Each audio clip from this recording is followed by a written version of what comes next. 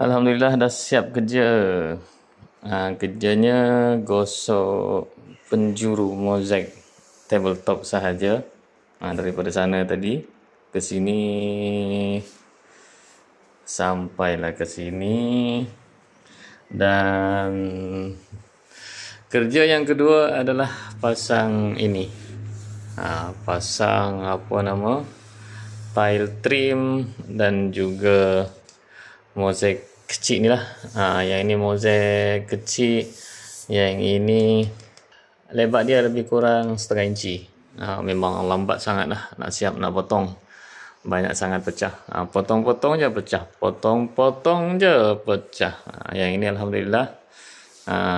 Cuma tabletop orang lain buat, mozaik orang lain buat. Saya hanya pasang tile trim ni dan juga mozaik yang kecil ni, setengah inci ni. Sebab kalau tak pasang, tuan rumah tak puas hati dengan hasil tukang yang lama. Saya tak pandai, cuma itulah, bila saya dapat kerja, insyaAllah saya akan buat yang terbaik. Dan inilah hasilnya, semua 3 tingkap. Alhamdulillah kerja settle.